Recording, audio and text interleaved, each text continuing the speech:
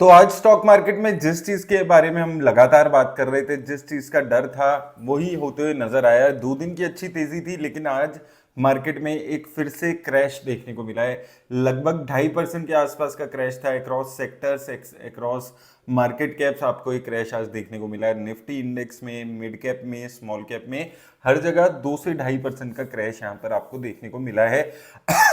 जो हम बात पहले कर रहे थे वही चीज पे अभी हम डिस्कशन कर रहे थे कल भी, कि ट्रंप जो भी बात बोलते हैं उसका कोई भरोसा नहीं होता है। और ये चीज पिछले 1 साल में हमने देख ली है। बार बार मार्केट को ऐसा लगता है कि मार्केट को बढ़ाने घटाने के लिए कुछ स्टेटमेंट्स लाई जाती है, और वो जो 2 दिन की तेजी थी वो मार्केट को स्पेसिफिकली तेज करने के लिए ये तेजी लाई गई थी। और आज अब वो पर्पस पूरा हो गया, शायद बुक कर लिए होंगे प्रॉफिट, और आज मार्केट में फिर से क्रैश देखने को मिले। कल रात को ही थोड़े से इंडिकेशन आ गए थे, नैस्डैक में 2.5% के आसपास का क्रैश देखने को मिला था। अभी जब से ये वॉर चल रही है पिछले 1 महीने से यही देखने को मिल रहा है। नैस्डैक में क्रैश आ रहा है तो हमारे यहाँ क्रैश आ रहा है, नैस्डैक में रिकवरी आ रही है तो हमारे यहाँ थोड़ी बहुत रिकवरी आ रही है, और वही पैटर्न आज भी चलते हुए नजर आ रहा था। इसके अलावा जो सबसे इंपॉर्टेंट डेटा है वहां पर भी आज नजर रखनी है, तो वो डिटेल में एक बारी हम देख लेते हैं कौन कौन से डेटा है जो आपको यहां पर नजर में रखने हैं। पहले एक बारी ब्रीफली मैं मार्केट के बारे में आपको दिखाता हूं। तो सबसे पहले अगर हम बात करें निफ्टी की, तो निफ्टी में आज लगभग 2.25% के आसपास का क्रैश आया है।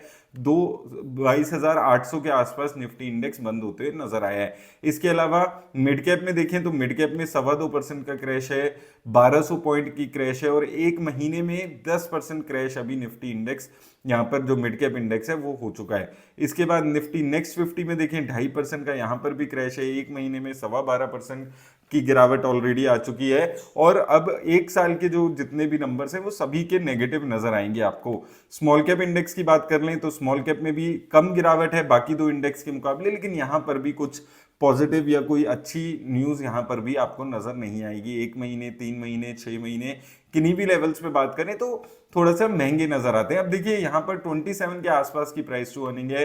निफ्टी की अगर हम मिड कैप की बात करें 30 की प्राइस टू अर्निंग है, और निफ्टी 50 इंडेक्स की 20 के आसपास की यहाँ पर प्राइस टू अर्निंग आपको नजर आती है। अब काफी लोगों का मेरे पास सवाल आता है कि भाई काफी सस्ती हो चुकी है, लेकिन आपको यहाँ पर 2 चीजें समझनी होगी, प्री कोविड लेवल्स और post Covid levels.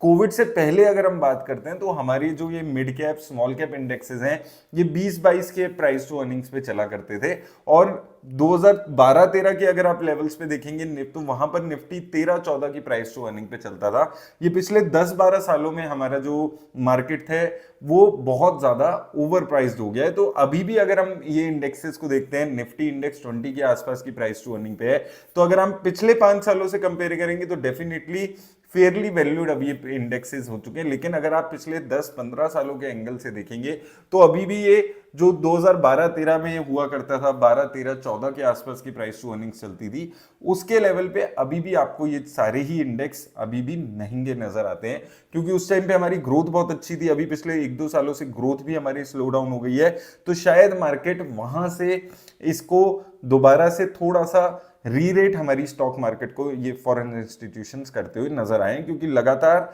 Foreign institution selling करते हुए नजर आएंगे। अब यहां पर इंटरेस्टिंग चीज क्या है कि जो बैंक निफ्टी है वहां पर लगातार गिरावट है। बैंक निफ्टी मेजरली एक बड़ा पार्ट प्ले कर रही है इस वक्त हमारा जो निफ्टी इंडेक्स है उसको गिराने की। 2.5% की आज भी क्रैश है। बैंक निफ्टी 14 की प्राइस टू अर्निंग पे आ चुका है, एक महीने में 14% का क्रैश बैंक निफ्टी में आ चुका है। अब बैंक निफ्टी के गिरने का सबसे बड़ा रीजन है बॉन्ड यील्ड्स। तो देखिए जो इंडिया मार्केट की अभी बॉन्ड यील्ड है 6.9% के आसपास पहुंच चुकी है। अगर हम बॉन्ड यील्ड यहां पर लेकर चलता हूं मैं आपको, तो यहां पर 10 ईयर गवर्नमेंट बॉन्ड यील्ड अगर आप देखेंगे तो 6.9% के आसपास की है, और एक शूट आपको ऊपर की तरफ इनका देखने को मिला है जब से ये यहां पर वॉर शुरू हुई है। उससे पहले भी 6.7-8 इन लेवल्स पे ये बॉन्ड यील्ड यहां पर चल रही थी। अब इसके मायने क्या है वो आपको समझना जरूरी है। देखिए 6.9% का bond yield, government bond yield होने का मतलब है कि 6.9% रिस्क फ्री पैसा लोगों को मिल रहा है। तो जो बड़े लोग हैं वो वैसे ही अपना पैसा निकाल लेते हैं। जब रिस्क फ्री 6.9% मिल रहा है तो इस वॉलेटाइल मार्केट में पैसा लगाकर क्या करना है, जब मार्केट में नॉर्मलिटी आएगी तब पैसा अपना वापस लगा देंगे। दूसरा, यूएस में भी अगर आप देखेंगे, यूएस की बॉन्ड यील्ड की अगर हम बात करते हैं तो वो भी 4% के आसपास है, जो कि काफी अच्छी लेवल्स पे, एक टाइम पे 3.9 के आसपास थी और अभी 4.4% के आसपास की बॉन्ड यील्ड है। वो हम हिस्टोरिकली अगर आप बॉन्ड यील्ड को देखेंगे तो यहाँ पर पहले 2021-22 में 1% के आसपास की हुआ करती थी और अभी ये 4.4% के आसपास है पिछले 2-3 सालों से। तो बॉन्ड यील्ड जो ये लगातार ऊपर जा रही है, ये भी एक रीजन है कि क्यों फॉरेन इंस्टीट्यूशंस आराम से पैसा निकाल रहे हैं, क्योंकि पहले वहां पर बॉन्ड यील्ड 1-1.5% की होती थी, तो उन्हें कहीं ना कहीं इन्वेस्ट करना होता था। अब इंडिया में 6.9% वो पैसा कमा सकते हैं, गवर्नमेंट बॉन्ड्स में लगाकर यूएस में पैसा लगाते हैं तो 4.5% कमा सकते हैं। तो वो उनको वैसा लगता है कि थोड़ा सा रिस्क कम होकर अगर वो पैसा बनाते हैं, तो इसलिए भी हमारे को यहाँ पर फॉरेन इंस्टीट्यूशंस की सेलिंग दिख रही है और बैंकिंग सेक्टर के लिए ये एक बहुत बड़ा नेगेटिव हो जाता है। बॉन्ड यील्ड बढ़ने का मतलब है उनकी बोरोइंग कॉस्ट इंक्रीज हो रही है, लगातार जो बैंकिंग सेक्टर है उनकी बॉन्ड यील्ड आप देख रहे हैं इंक्रीज हो रही है, तो उनकी बोरोइंग कॉस्ट बढ़ रही है। बोरोइंग कॉस्ट बढ़ने का मतलब है उनकी प्रॉफिटेबिलिटी कम होगी। तो ये जो सेक्टर में अभी नंबर्स आपको आने वाले टाइम में देखने को मिलेंगे, वहां पर मेजर बैंक्स की प्रॉफिटेबिलिटी हिट हो सकती है और उसको मार्केट पहले से ही प्राइस्ड इन करके चल रही है। ऐसा नहीं है सिर्फ, जो मैं आपको बार बार समझाने की कोशिश कर रहा हूं, सिर्फ ये बात नहीं है कि वॉर चल रही है उसकी नेगेटिव इंपैक्ट की वजह से ही गिरावट है, वो भी है, वो सेंटिमेंट्स की वजह से है, लेकिन इसका इंपैक्ट क्या हो रहा है हर जगह वो आपको समझने की जरूरत है। उसका इंपैक्ट बॉन्ड यील्ड पे हो रहा है। अब हमारे डॉलर के, रुपीस की बात करें तो रुपीस की वैल्यू बिल्कुल गिरती हुई नजर आ रही है। ऑल टाइम लो पर इस वक्त रुपीस चल रहा है यूएसडी के अगेंस्ट 94.65 के आसपास पहुंच चुका है। ये महीने में ही 3-4 रुपए की गिरावट आ चुकी है। 90-91 के आसपास एक महीने पहले था, आज 94.65 के आसपास यूएसडी के प्राइसेस के अगेंस्ट, एक यूएसडी के अगेंस्ट प्राइसेस पहुंच चुके हैं। तो ये जितने भी ये सारे फैक्टर्स हैं, ये सारे फैक्टर्स मिला के कॉन्ट्रीब्यूट कर रहे हैं, कोई एक पर्टिकुलर फैक्टर यहां पर नहीं है। ये जो वॉर चल रही है ये इंपैक्ट कहां कहां डाल रही है उस चीज को अगर आप समझेंगे तो यहां पर मल्टीपल फैक्टर्स हैं जिन पे ये इंपैक्ट डालती हुई नजर आ रही है। जहां तक क्रूड ऑयल की प्राइसेस की बात है, वो फिर से शूट अप कर गए हैं, $90 के आसपास थे। हालांकि मैंने आपको $90 पे भी ये बोला था कि भाई कोई खुश होने की बात नहीं है, जब तक ये $60-70 पे नहीं आएगा तब तक आपको ये मान के चलना है कि वॉर का जो सिनेरियो वो नॉर्मल नहीं हुआ है। तो वो उसमें फिर से आज तेजी देखने को मिली है, कल भी तेजी देखने को मिली थी, आज भी तेजी देखने को मिली है। तो परसों हमारी जब मार्केट खुली थी तब 89-90 के आसपास थे, अभी अगर हम देख रहे हैं तो वो बढ़ के फिर से 95 के आसपास क्रूड ऑयल पहुंच गए, 96 के आसपास पहुंचा हुआ है, ब्रेंट $110 के आसपास पहुंच गया। तो वो दोबारा से तेजी आपको ओवरऑल क्रूड ऑयल के प्राइसेस में भी देखने को मिल रही है। इसके साथ साथ आप देखेंगे महंगाई अभी यहां पर बढ़ रही है।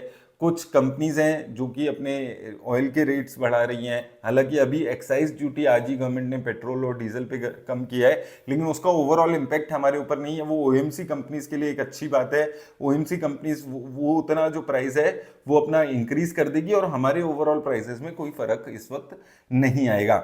लेकिन ये वॉर जितनी भी लंबी अभी चलती है तो यहाँ पर यही चीजें आपको थोड़ा सा नेगेटिव बनाती हुई नजर आ रही है। तो ये जो बॉन्ड यील्ड है ये बहुत मेजर फैक्टर अभी प्ले करते हुए नजर आ रहा है। बिल्कुल आप मान सकते हैं इनवर्स रिलेशन है, जितना ज्यादा बॉन्ड यील्ड बढ़ते जाएगा उतना ज्यादा मार्केट थोड़ी सी अनअट्रैक्टिव हो जाती है बड़े प्लेयर्स के लिए, क्योंकि उनको अगर 7% पे रिस्क फ्री रिटर्न्स मिल रही है तो उनको स्टॉक मार्केट में इतने हजारों करोड़ रुपए लगाने की जरूरत वहां पर नहीं होती है। वो अपना डाइवर्सिफिकेशन करके चल पाते हैं, क्योंकि जितने ज्यादा पैसे होते हैं वो 7-8-10% भी रिस्क फ्री कमा पाते हैं, तो उनको बहुत अच्छी पॉजिटिव रिटर्न्स वहां पर लगती है।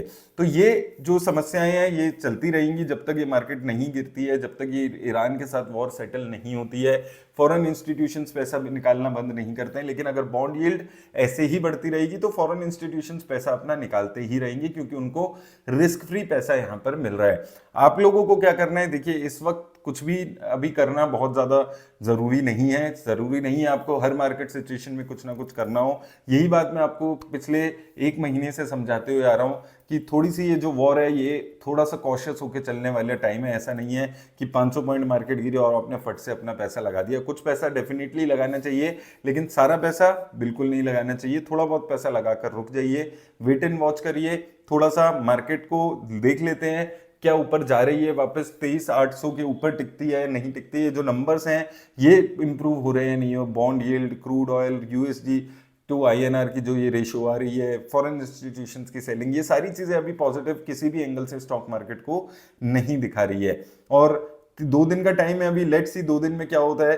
अभी तक ये देख रहे हैं कि दो मंडे को या तो मार्केट बहुत ज्यादा पॉजिटिव खुलती है, जैसे इस वक्त इस मंडे को मार्केट में 3-3.5% का क्रैश आया था, पिछले मंडे को मार्केट में 1.5-2% का उछाल आया था, उससे पहले 2.5% का गिरावट आई थी। तो मंडे को या तो बहुत ज्यादा पॉजिटिव हो जाती है मार्केट जो ओवर द वीकेंड न्यूज निकल कर आती है, या बहुत ज्यादा नेगेटिव हो जाती है। तो वो देखना होगा कि इस वीकेंड पे वॉर के सिनेरियोज कैसे आते हैं और मंडे की मॉर्निंग में क्रूड ऑयल के प्राइसेस कैसे ओपन होते हैं। तो अभी वो सारी चीजों पे ज्यादा मार्केट यहां पर चल रही है, आपको वेट एंड वॉच करना है। कोई घबराने की बात नहीं है, मार्केट हमेशा रिकवर की है, यहां से भी रिकवर करेगी, लेकिन बड़ी बात यहां पर यह समझने की है कि 22,800 से रिकवर करेगी या नीचे 22,000 21,000 जाकर रिकवर करेगी।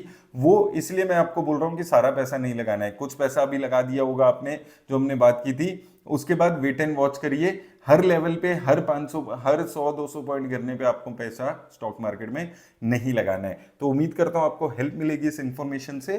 धन्यवाद।